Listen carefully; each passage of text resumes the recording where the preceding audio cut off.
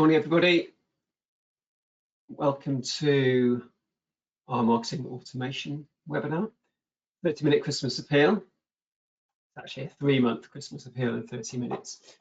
Slightly tongue-in-cheek, really just wanting to have the opportunity to show how a lot of the things that you may currently be doing fairly manually or with other certain reliances within your organization could potentially be done through something more automated. So today we're going to do a couple of things. First of all, we are going to be running a live marketing automation workflow. We're going to be doing that through Aptiko PeopleStage. But so we're not just watching progress bars on the screen and so on, we will also intersperse that with some slides and some just some information around how we've put this stuff together and so on. So your host for today, I'm Matthew Taimier, I'm the Solutions Director at Wood for Trees, and I'm joined by Josh Hopkinson, Product Manager at Wood for Trees, who is managing the GoToWebinar element of this session. He will also be monitoring the chat. So as we go through, if you have questions that you would like to ask, please just type them in the chat box in your GoToWebinar panel. We'll pick those up as we get towards the end of the session, once we've kind of worked through the workflow and the slides and so on. If we run out of time, we will collate those and come back with a response, perhaps over email or contact you directly. But we will come back and answer those questions that you've put forwards. Just couple of points before we move on any further. Because we are running a live demo today, this is going to be pushing emails out to you. So having registered for the webinar, what we've done is we've added your information, if we didn't already have it, into a Salesforce system, and we've built a Fastbox database off the back of that. And to show and to illustrate the processes that we put together within a marketing automation workflow, you will be getting trigger emails off the back of that. We'll kind of go into the detail of how that works in a moment. The reason I'm mentioning that now is so there's no surprises. What's this email coming through? Secondly, of course, if you don't see emails coming through, do remember just to check your junk mailbox. You guys will have the benefit when you're communicating with your supporters that you're known to them, you know, they are already receiving emails, etc. from you. If we haven't sent you emails before, or if you've got a particularly fussy Exchange server or whatever, then you might find some of these emails go into junk. But hopefully, given that certainly the majority of you at least get our newsletter, and you should be kind of warm to our emails coming through, they should hit without any problems. The campaign itself is going to start automatically at 11:10. So from 11:10, you will start to see emails coming through to you. So keep an eye out in your inbox for those arriving as we go through the session. Okay, so by the way, this was me and Josh auditioning for Train Spotting. It's been mentioned obsessively by John Kelly, our managing director. We didn't get the part. So I think most of you know who Wood for Trees are. Don't worry, this isn't going to turn into a million slides about Wood for Trees. But just for those who don't know us, or we may not have worked with before, we've been around since 2007, and we work almost exclusively in the not-for-profit sector. Not entirely not-for-profit, but certainly that's where we do almost all of our work. We have around 30 people who form the organisation, spread across analysts, data engineers, consultants, account directors, etc. And we really focus on the data. So we don't tend to get into the kind of creative side of things. There are other agencies that specialise in that. We focus mainly on the data and what you can do with that data. As far as today goes, we're going to be using the Aptiko Marketing Suite. We're a premium Aptiko partner. We run 28 client systems or manage or support those systems. And we host some of those whilst others are implemented on client site. In terms of our sort of sector experience and so on, clearly we are heavily focused in charities and institute of fundraising. You can see in the bottom left of the screen there that we've been Supplier of the Year for the IOF Insight Group for the last 3 years. The 2020 stuff, not sure they did it in quite the same way, with it all being virtual and so on, but the conference, I think, was last week from that, wasn't it? We work with an awful lot of charities. Some of you we work with already, some we may have spoken to you, but you know, we will we'll get involved with a wide range of charities across the sector, any type of organisation, to try and help you make the most of your data and what you do with it. And we try and do that by, without trying to sound too cheesy, being a kind of extension of your team. We like to partner with an organisation and try and work with them, as opposed to just being a deliverer of kind of standalone ad hoc projects.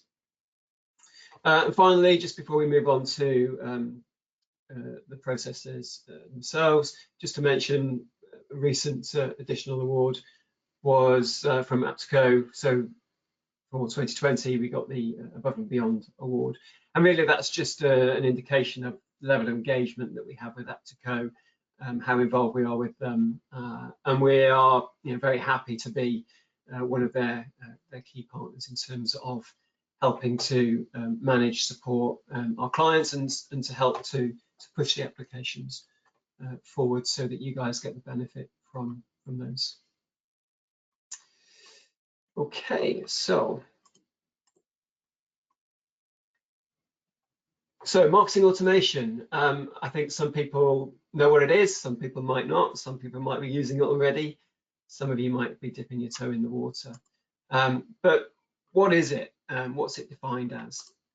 Well, it doesn't seem that there's any necessarily one right answer to that. I just put marketing automation into Google, and on the first page that came up, I pulled out a few of the kind of key quotes. So here's the first one: refers to software platforms and technologies designed for marketing departments and organizations to more effectively market on multiple channels online, such as email, social media, websites, and automate repetitive tasks.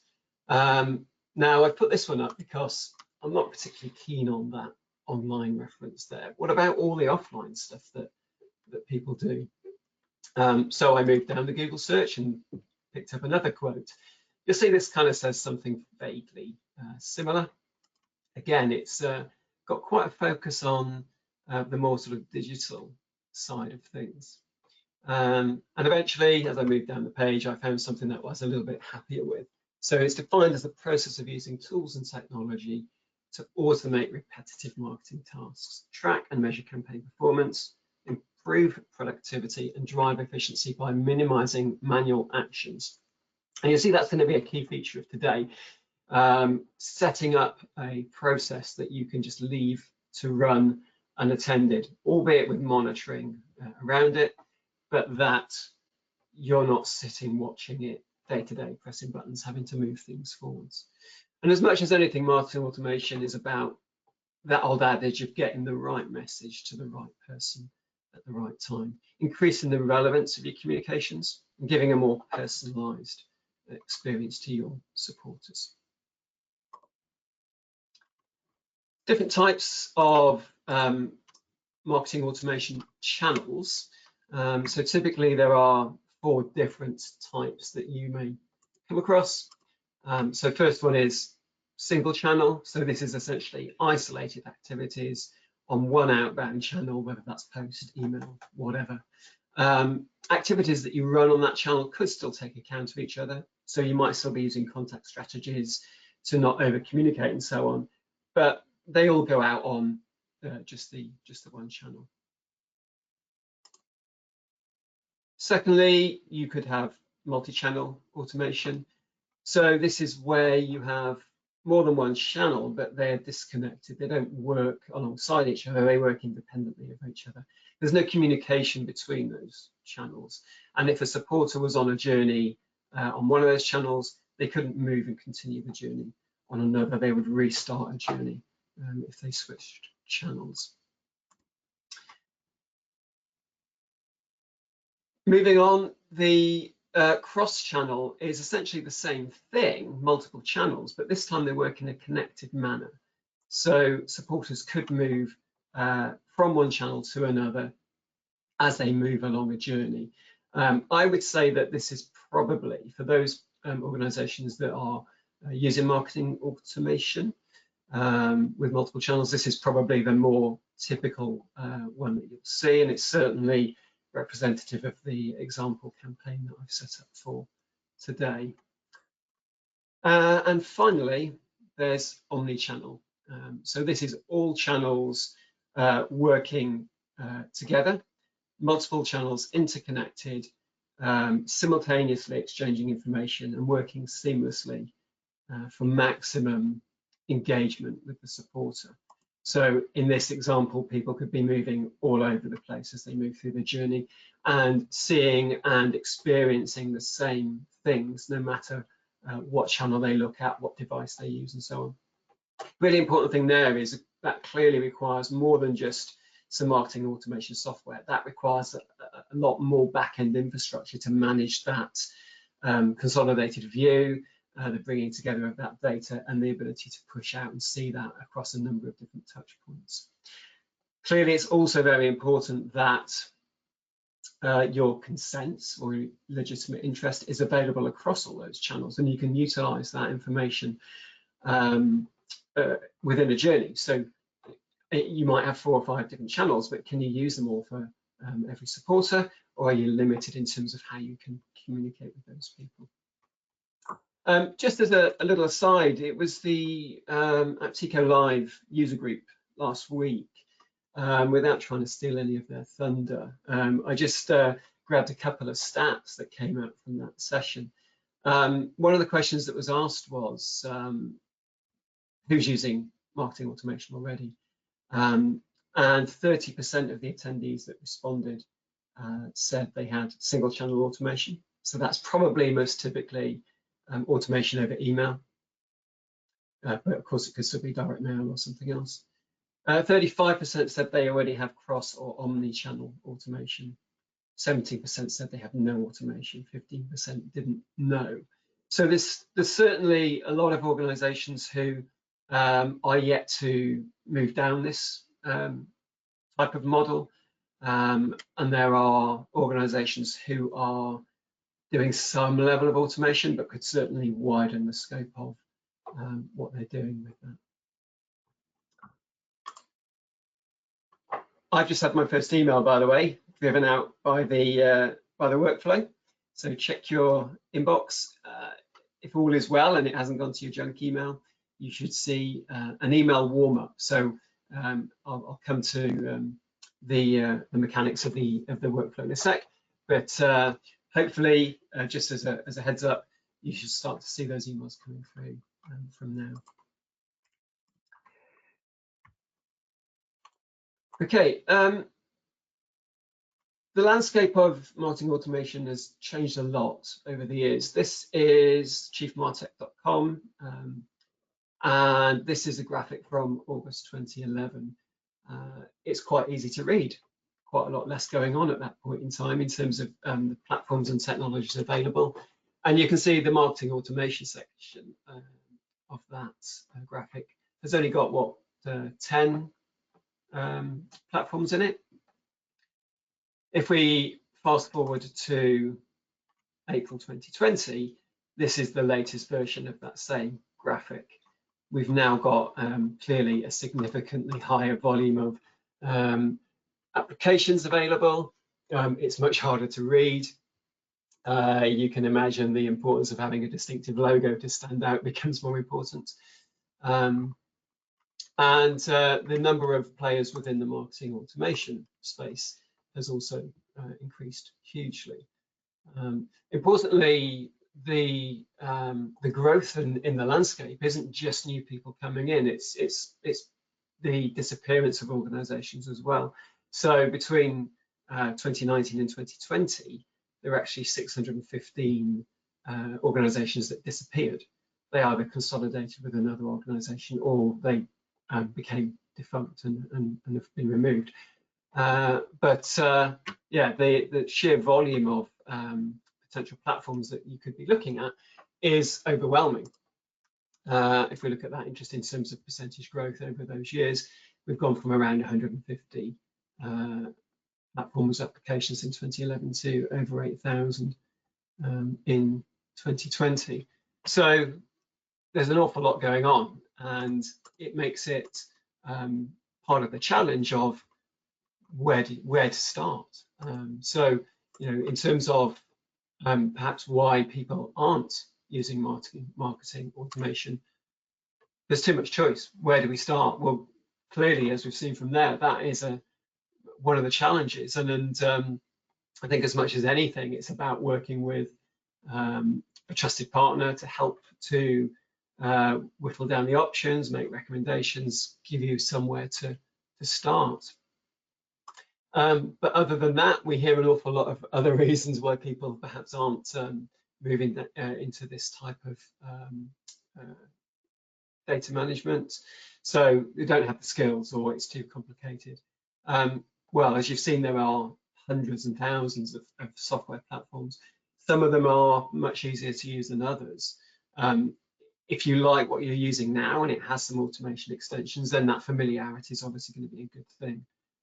Otherwise, perhaps look at something that is less syntax, less code heavy, something that's got more of a graphical user interface to act as a kind of more gentle introduction, if you like.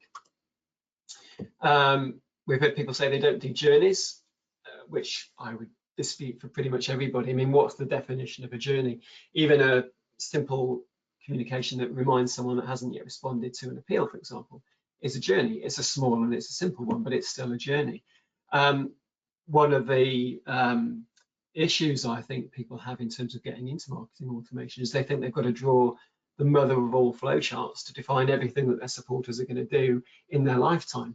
You don't need to start that complicated. You can build up over time. You can start with the simple stuff and build it out as your skills evolve or your journeys are defined and evolve over time. As we've seen from some of the marketing automation definitions that we saw in an earlier slide, there's sometimes a perception that it's just for digital journeys, and it really isn't.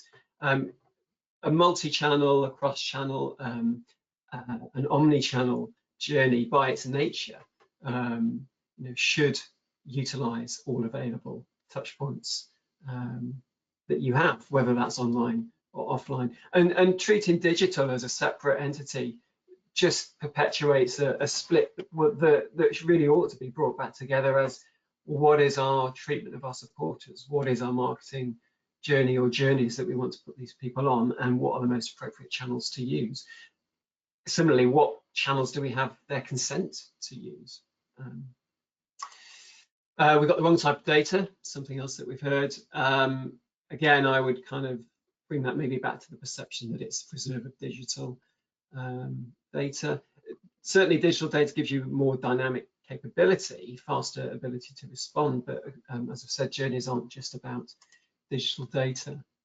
No ownership, so in terms of getting started, who's driving this forward? It should be something that spans multiple teams, multiple roles within the organization. Sometimes it needs someone or something to give it a push to get it started, but it shouldn't be the ownership of any one individual or one team necessarily. It should be something that gets wider buy-in across the organization. Cost can often be an issue. Again, though, we've seen there are thousands of platforms available. So it's likely that some of those are very expensive. Equally, some of them are a lot more reasonable.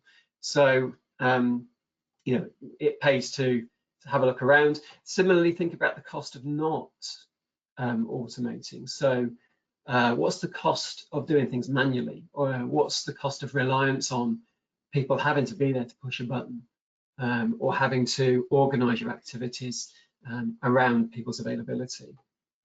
It's a different kind of cost. Some of that is financial, some of it is practicality and dynamic capabilities that you may not be utilizing.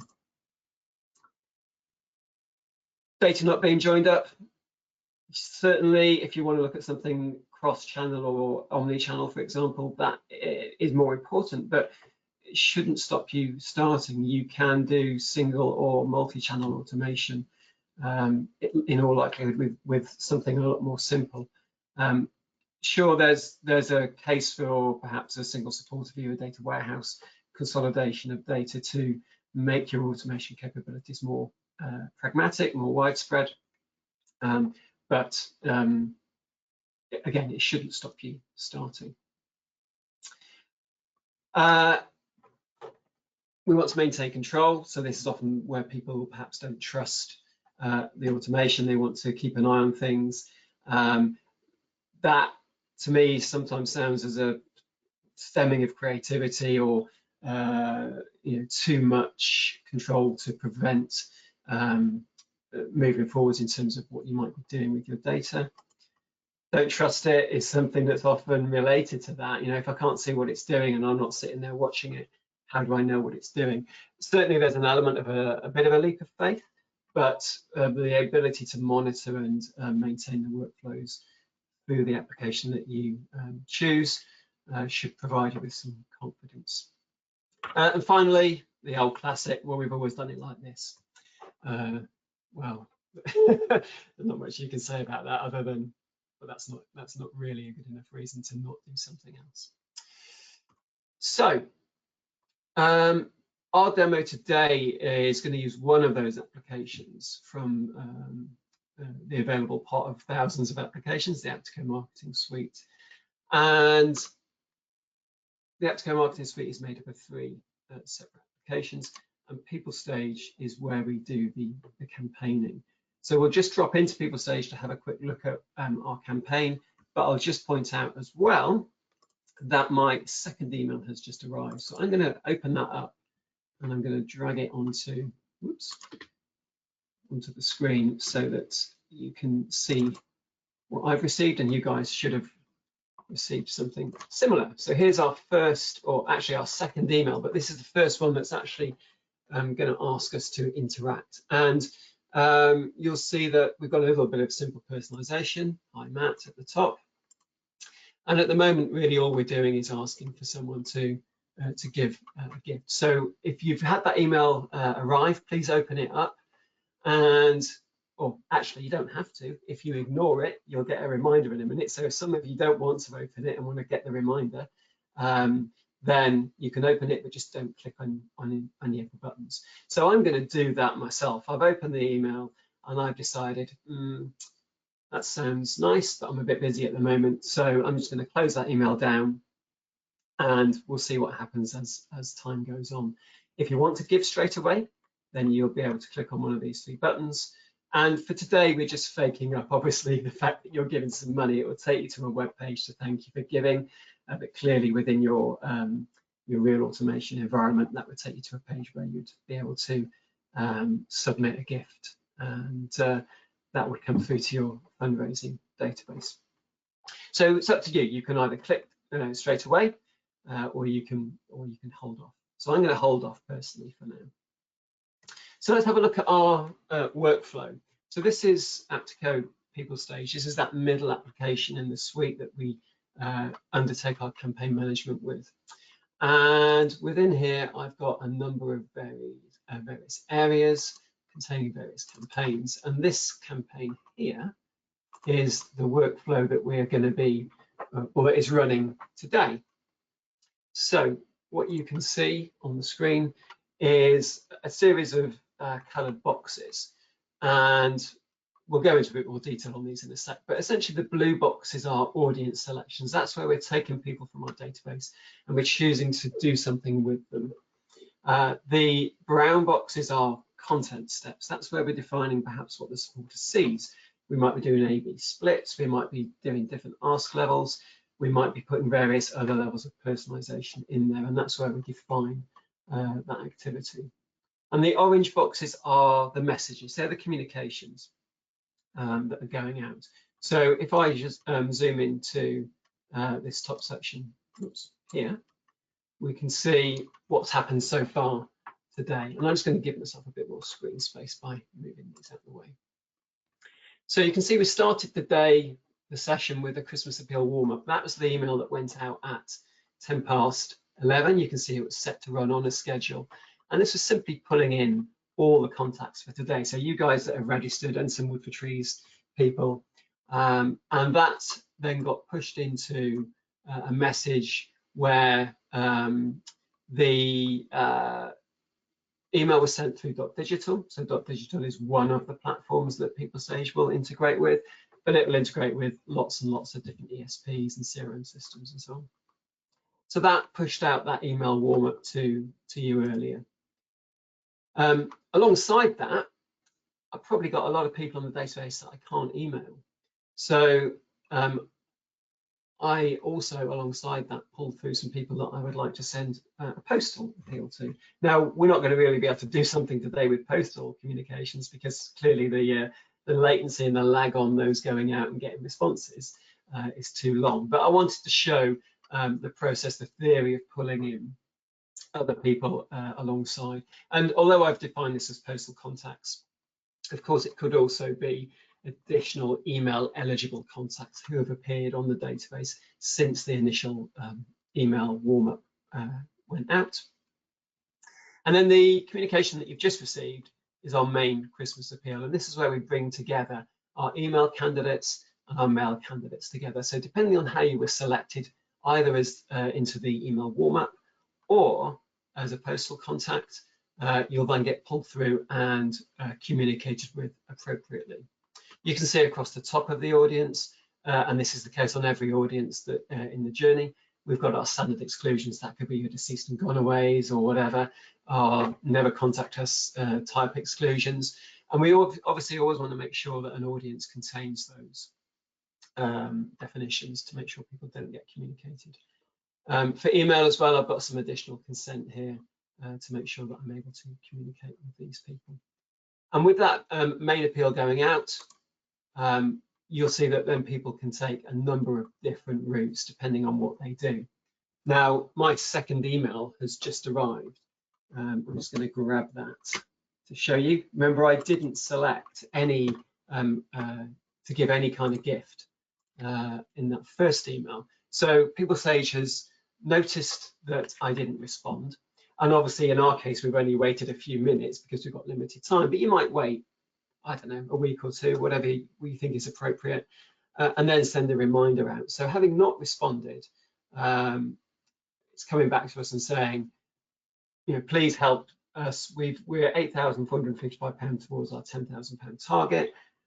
If you can help, please do. So, okay, they're pretty close to getting to their target. I'm kind of a bit more engaged now. I'd like to see them hit the target and do some good stuff for the charities at Christmas that they're going to give this money to. So I'm going to be a Christmas hero, and I'm going to choose to donate £15. If I click on the donate £15, that takes me to a web page where, you know, I would have obviously entered my payment details, etc., and given my £15. Also, it's worth showing at the bottom of all of our emails that are going out today, you'll see there's the ability to amend preferences and consents. So this is us also tying into the Concentric product. If I click on that link there, you'll see for today, this takes us to, and this is actual live data, my consents on our Concentric system. So if I decide that I don't want, say, phone communications in the future for event invites, or I don't want postal communications around products, I could at this point also choose to update my consents. submit those down, and then save those away, so that next time when a campaign runs, it will review that information, and if my consents no longer allow me into the communications, then so be it. You know, you could push me onto a different channel, offer me something that you can use to talk to me with. Now, the other thing with our main appeal is, as the person who defined this workflow, or as a stakeholder within the campaign activity, I'm actually getting an extra email that you guys aren't receiving. So if I just quickly grab that as well, you'll see that I've also got this email that can be triggered, an email to any stakeholders within your organization as the journeys work through. And this shows me an Excel spreadsheet that for that main appeal communication is going to tell me how many people were communicated with, by what channel, and what the costs were, etc. So you can see that today we've pushed out 57 communications by email to 57 recipients. We've pushed out 19 direct mail communications, and we've got the costs associated with each of those. Obviously, our volumes are much smaller than yours would be, but it gives an indication. And the key thing really is that, just to highlight that these automated abilities to monitor your activities are all able to be defined at the message level. So here you can see I've got the ability to schedule that report to run. In our case, it's just running once after this campaign goes out. But if you've got a campaign that's running every day, this could just be scheduled to run every day, and you can send it to whatever distribution list you wish. So your campaign stakeholders are automatically getting notified of what's going on. Okay, so let's just pop back to the slides a sec, and we'll leave that workflow running for a sec. So, PeopleStage campaign, Apteko PeopleStage is the campaign tool within the suite that's allowing us to create, manage, deliver these activities.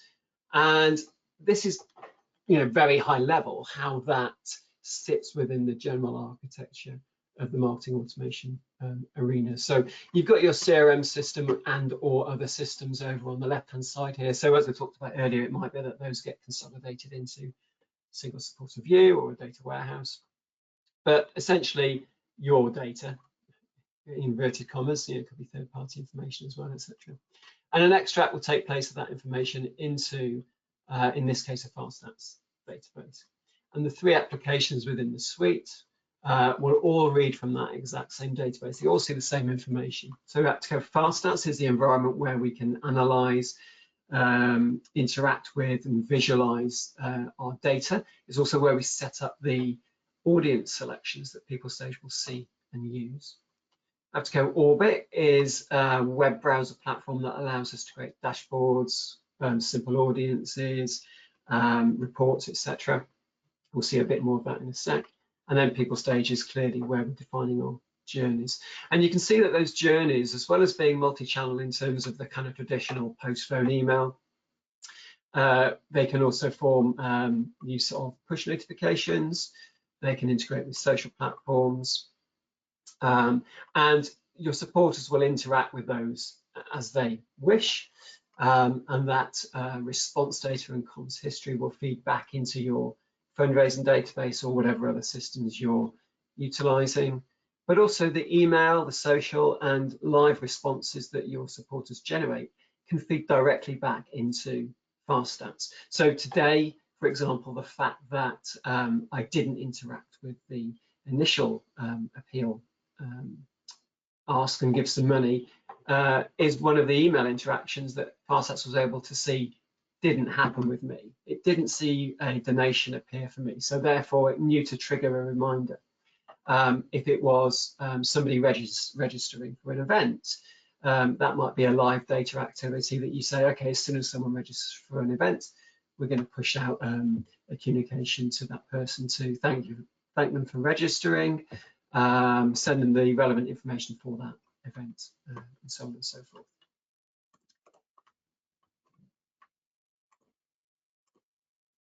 Oh, and sorry, forgot. I also nicked this from Aptico's user group. In terms of social capabilities, Facebook, Twitter, LinkedIn, and Google Ads, these are the capabilities that People Stages are able to do with those various social platforms.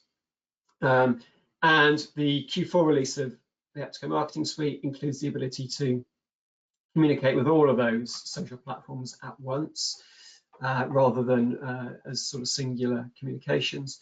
And Aptico are also working on a whitelisting app to make it easier for you as end user organizations or ourselves as hosting partners to set up and manage those sorts of integrations. Okay. So People Stage is effectively giving us a lot of capabilities. Essentially, as I've said before, it's related to getting the right message to the right person at the right time, increasing the relevance and personalization. But clearly, the sort of key elements that it's giving to us is the ability to derive event-driven communications. So that could be something like a new donor welcome campaign. It could be a campaign response or non-response, a bit like we're doing today. It could be things like your regular gifts coming up for renewal each year, DD renewals, etc. It could be things like where people have signed up to events and you want to send communications to them week by week or month by month in that lead up. Don't forget trainers, don't forget to register with this, that and the other, that kind of stuff.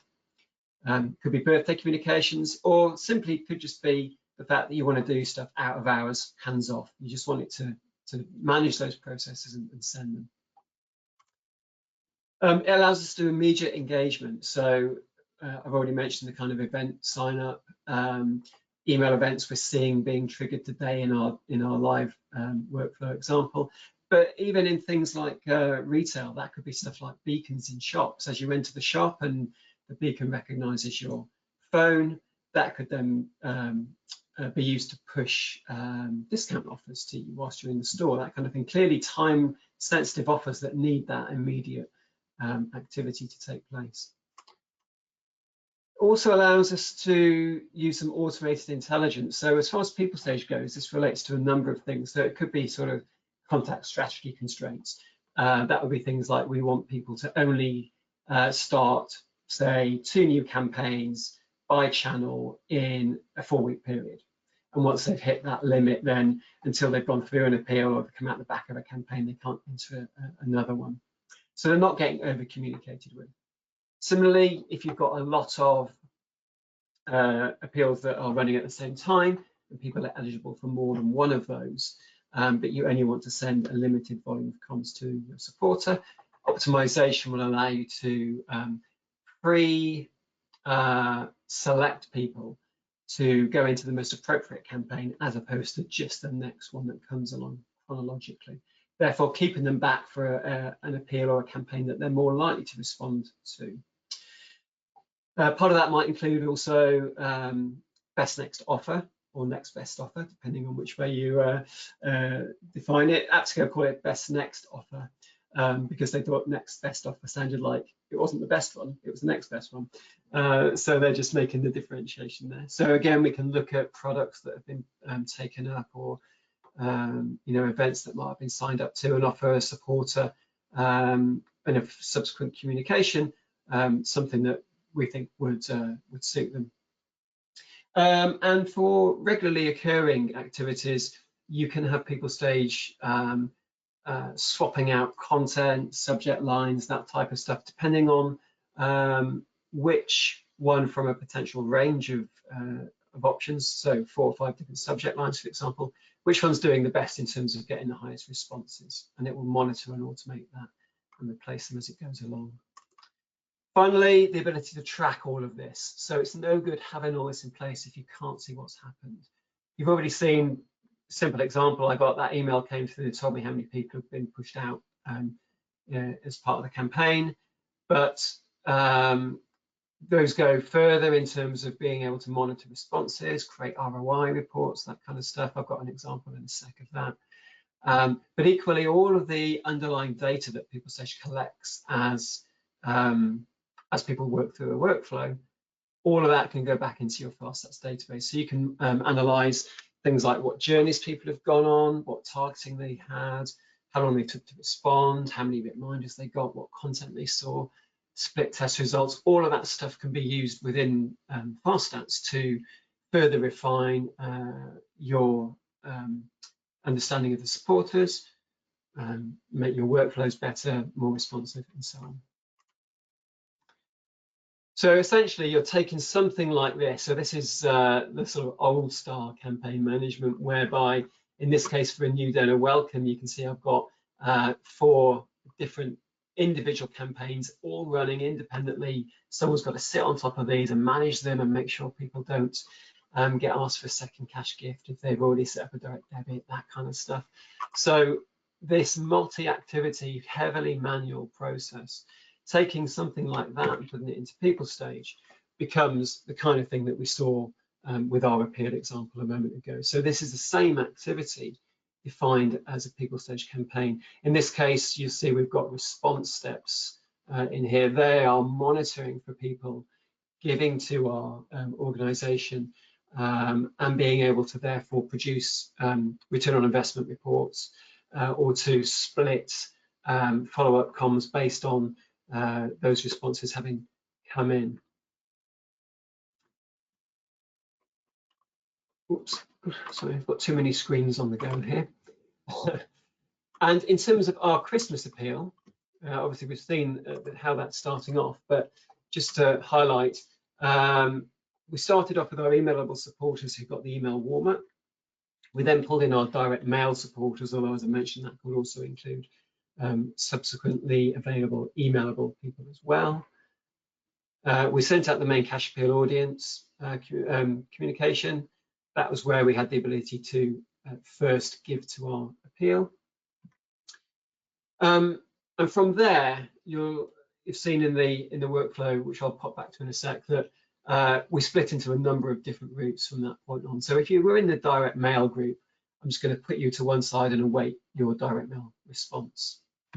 If you were in the main appeal and that email bounced or failed, I can recognize that and I can send you a direct mail alternative, and then I can wait for you to respond to that direct mail ask instead.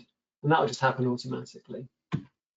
If you were a responder to the first appeal, then you'll get a thank you email sent straight away. So, you know, it's real immediacy of thanking the supporter for that gift. If you didn't respond, as I didn't, you'll get the reminder. And we saw from the reminder that I then responded, and I should subsequently have had a thank you email, which I've just checked my inbox as we're talking, and it's arrived. If I don't respond to the reminder, or I just don't do anything at all, I don't engage with the emails to any degree, then I'll get pushed down an email non-responder route. And for everybody, oh, and by the way, sorry, those 3 activities there, they're in our example today, they're running every minute.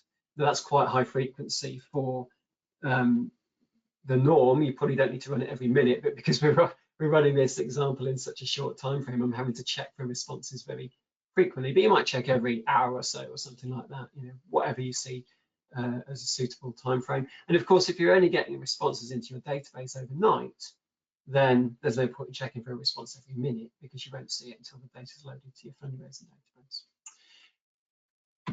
Everybody that's given, whether that's by email or direct mail, is then going to get pulled together at the end and sent a summary email. Now today that's scheduled to go at 12:30, so it's going to arrive with you after the session finishes.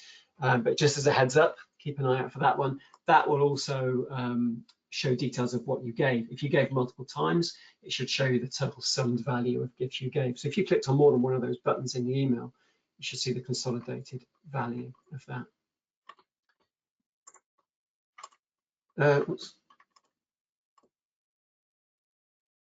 So, although these things are all automated, it's important that you don't just set them up and forget about them. Lights Out is a key part of these systems. There's my light going out. And but the ability to monitor all this stuff is just as important. How do you know if it's working? How do you know if it's going wrong? How do you know how well you're doing? We saw earlier that I got that email to show me how many supporters have been communicated with, but equally the ability to adjust or to add to a workflow that is already live is something that is needed. With PeopleStage, you get three different modes, if you like: planning mode, test mode, and live mode. So whilst my appeal is happily running away in live, I could open it up in the plan mode, add additional steps to it, or tweak it, or adjust my A/B splits, that type of thing, republish it, and then the next iteration of that run will pick those changes up and run with them. Equally, this is another example of the automated reports that we saw. Clearly, I've got quite a good response rate and ROI on this example, but you can see an extension of that email we saw earlier, where we've now got volume and value of responders and ROI, cost per responder type metrics. Again, being able to be split by any dimension that's used within the campaign, so RFP band, gender, region, whatever you've got in there, and automatically sending those out on a schedule to all the campaign stakeholders. Nice thing with that as well is that that can be pushed back into FastStats, so your analysts can take that data, the same information, the same metrics, and they can analyze that within the FastStats application. And that includes, for example, being able to add information that wasn't part of the campaign. So in this case, I've added the gender dimension to this cube, which wasn't referenced at all within my campaign dimensions, wasn't referenced at all in the campaign segmentation. And I've also got this value ever measure added to the right-hand side, which again is a derivation within FastStats. So the ability to interact with this information again allows you to refine and target things better next time. And quickly, just before I jump back into PeopleStage, I'm conscious of the time, the Orbit platform as well, which I mentioned earlier, that also allows us to see some of this information that PeopleStage is pushing out. So within Orbit, we can view campaign reports. So here we can see over time for a regularly recurring campaign, the volume of campaigns, messages, etc., that have been communicated with over time, the number of emails sent, the percentage of opens and clicks, all that kind of stuff can be seen within Orbit. So that's a web browser interface. And similarly, we could create dashboards such as this one that allow people within the organization who don't need to be FastStats users, this can be available to anybody, to come into a dashboard and select a campaign of interest and see some of the key metrics. So I've just derived this as a kind of simple kind of response rate, ROI type dashboard. But you could have a single dashboard with all the campaigns from the last 12 months in, and then someone in your organization can come in, choose one or more campaigns to look at and see the overarching metrics across those activities.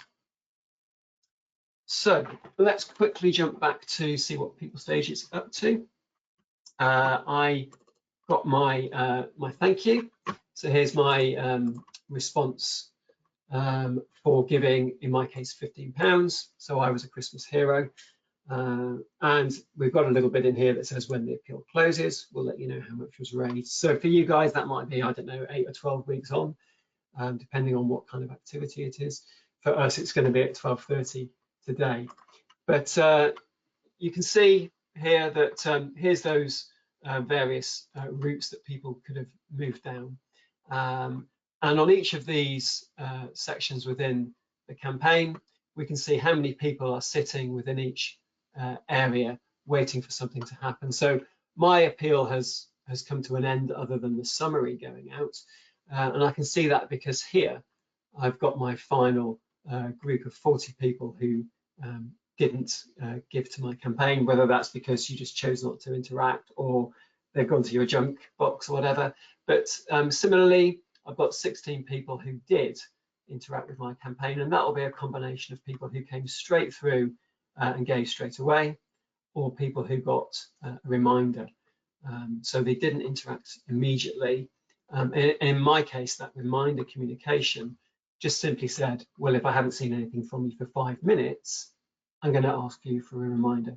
Clearly, as we mentioned earlier, for you guys, that might be a week or 2 weeks or whatever you want it to be. But I'm checking this every minute today between 11 and 1. Clearly, you can see that there are a number of various scheduling options that you could utilize for that. And in each case, I can see how many people have moved down these routes at any one time. Because these are running every minute, it's going to be telling me that no one ran down it the last time, but you can see in total 504 people have gone through this route, for example. And to finalize the campaign for today, we're going to see our combination of people who are waiting for a direct mail response and people who we know have already responded via email are going to get brought into my final summary email. So everybody who I've already thanked on the email and the people who ultimately have given a direct mail gift, which would recognize in the database. Again, I'm still excluding people who might be flagged as deceased and gone away. That could have happened after I gave a gift. And similarly, I'm still removing people who perhaps have subsequently said, yeah, I responded to the email, I gave you a gift, that as part of that, I also went to the consent options and said, but don't email me again. So that would then remove people from getting the email summary at the end of the activity. So all of this appeal began at 11:10 this morning, started automatically once I've published it. And as we've seen throughout the 40 odd minutes since, people have been moving through these journeys. Hands off, I've been busy showing you stuff in PowerPoint most of the time, while people have just been getting on with the activity of managing people through each of these potential 5 routes, depending on how responsive or unresponsive they are. And as I say, after the session, this will mop up, this final section will mop up all the responses that have been given. And if you were one of the people that gave, you'll receive a summary email to thank you and show the grand total that was achieved. So let's see if, given that we've only got a few minutes left, have we got any questions that have come in, Josh, as we've been working through? Yeah, we've got loads of questions that have come through. So I guess we could just try and work through a few of them. And like you mentioned before, if we don't get all the way through, we'll do a follow-up answers. Yeah. So I'll just kind of read them off in order. The first one is, I already use Cascade. Do I have to wait until my annual review before I can take People Stage? No, you don't. So if you're a FastStats user already, and you're using Cascade, so I had a slide with a Cascade campaign on. That was that sort of legacy version of campaign management. Let's snip back to show that. You can swap out to People Stage at any time, and you would just pay the pro rata difference between any cost difference between Cascade and People Stage. You'd also be able to have a bit of an overlap period between the two. So clearly you're going to have campaign activity that is going on in the legacy system within the Cascade module. You don't just want that to stop as soon as you take People Stage, because it might be midway through an appeal or whatever. So you have an overlap period where you'd still be able to use both applications. But typically, if you take People Stage, you would then subsequently drop the Cascade tool after that overlap period has allowed you to manage through the transition. But you don't have to wait for a renewal. You can do that at any time. Cool. Next question is, does it matter where my FastStats system is hosted? No, I assume that's referring to whether it's a bit like we do. That's whether somebody like Woodford Trees is hosting your FastStats database for you, or whether you've got it on your own servers. The underlying infrastructure and the way the applications work is exactly the same, whether it's hosted with a partner or hosted yourselves. I guess one key thing to bear in mind is if you want to think things like the email responses, that'll all work really easy no matter where your data is held. For things like if you've got a separate website held somewhere where someone can go out in the blue and register for an event, if you wanted to trigger real-time comms through PeopleStage from that, there's the requirement for PeopleStage clearly to be able to see that information.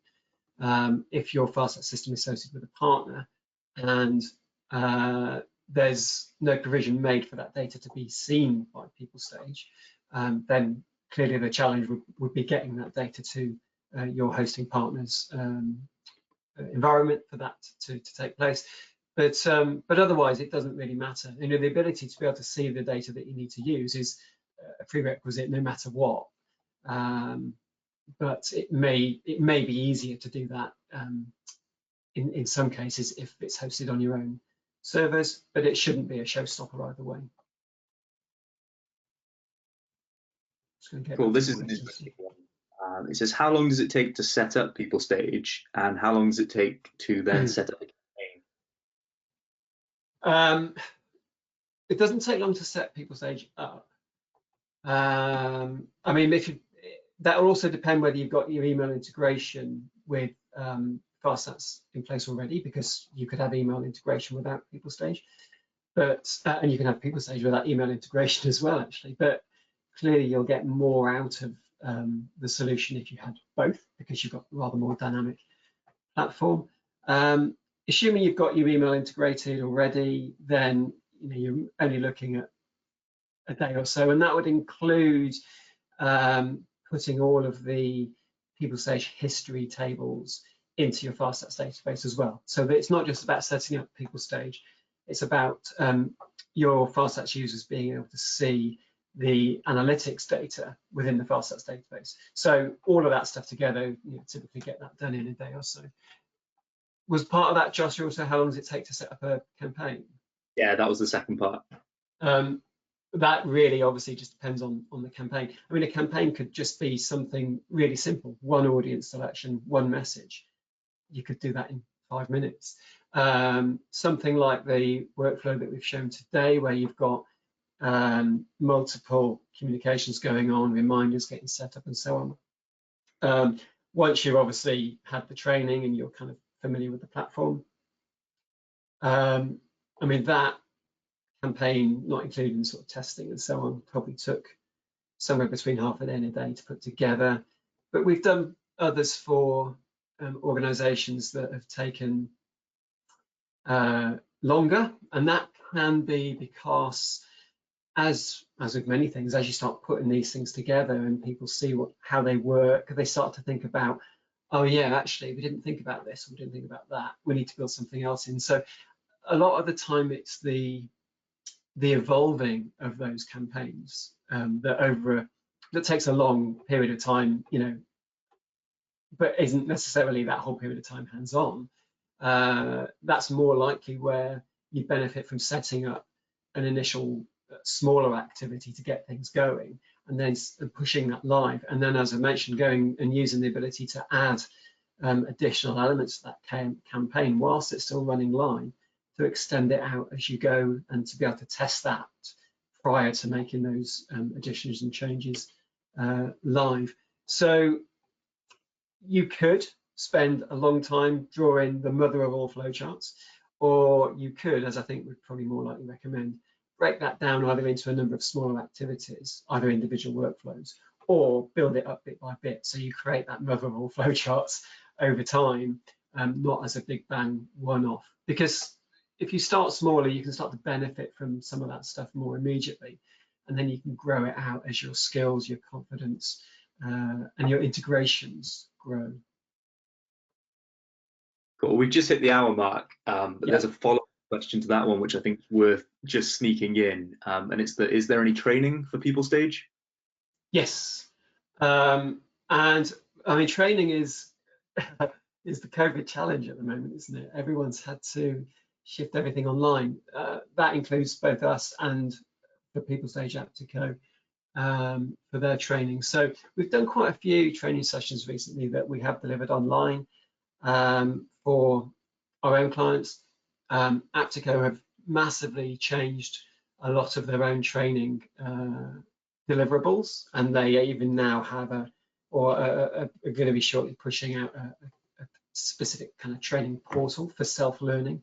The amount of training that you would have on PeopleStage is partly dependent on what module you take. So there are 3 different levels of PeopleStage, for example. But if you allowed, let's say on average, it's a couple of days or so for the initial training, and then you're off and running. And after that, it's more how much consultancy do you want, how much hand-holding do you want, how much help, versus you being happy to just crack on and then shout up when you're struggling, or if you want some help as you move along. But the formal training itself, typically a couple of days. Cool. So we've got quite a few more questions. So I think it's probably best if we follow up either with some kind of FAQ or go back to the individual, ask them separately. Cool. Yeah, happy to obviously do that. As we said earlier, we can get those responses back to people fairly quickly. Cool. Okay. Well, in which case, I just want to say thank you everybody for your time, giving us an hour of your time and coming along, as well as the questions that you might have submitted through the chat, which we'll come back on. Obviously, if there's anything else that you think of afterwards, email me or email us, emails on the screen there, and we will follow up with you as appropriate. But otherwise, thanks very much for your time today, and hopefully we'll be speaking to you soon, and even more hopefully seeing you soon once all this horrible period is out of the way.